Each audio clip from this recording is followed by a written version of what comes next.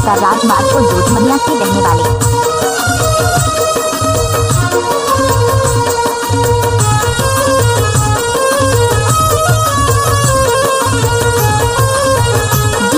राज आरती उतार तो जय जय गणेश हो, आरती उतार तो जय जय गणेश हो। विनती ल सुन ले मोर, तोर माया मोर बरटा तोर हो गेगा, तोर चरण में जिंदगी अंजोर हो गेना। तोर माया मोर बरटा तोर हो गेगा, तोर चरण में जिंदगी अंजोर हो गेना। आरती उतार तोर जय जय गणेश हो, आरती उतार तोर जय जय गणेश हो।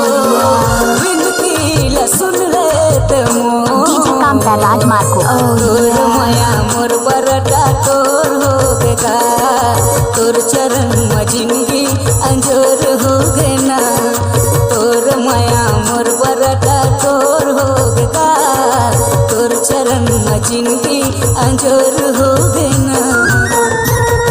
कामता राजमार्ग को दूधमनिया के रहने वाले।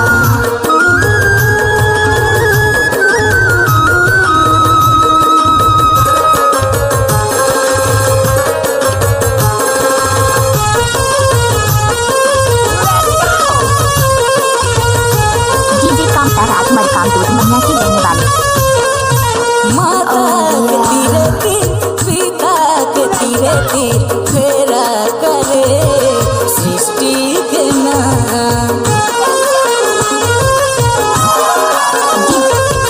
माता के तीरे तीर, पिता के तीरे तीर, फेरा करे सृष्टि के नाम। भाई कार्तिक ले जीते तय सर्त ले, बल बुद्धि के देवैया बने। आरती उतार तो जय जय गणेश हो, आरती उतार तो जय जय गणेश हो। विनती ल सुन ले मोर, तोर माया मोर बरटा तोर हो गेगा, तोर चरण में जिंदगी अंजोर हो गेना। तोर माया मोर बरटा तोर हो गेगा, तोर चरण में जिंदगी अंजोर हो गेना। काम दूधमनिया के रहने वाले।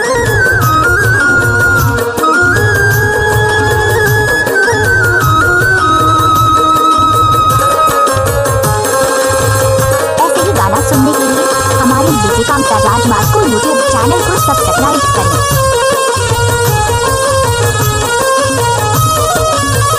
डीजे कामता राजमार्ग को ध्यान मोर आशा चरण के तोर बैठे हवा दुआरी मतोर। डीजे कामता राज ध्यान मोर आशा चरण के तोर बैठे हवा दुआरी मतोर। कर दे न कछु तन कर जाते देवा मैं, तोर कृपा माँ, तोर कृपा माँ। आरती उतार तो जय जय गणेश हो, आरती उतार तो जय जय गणेश हो।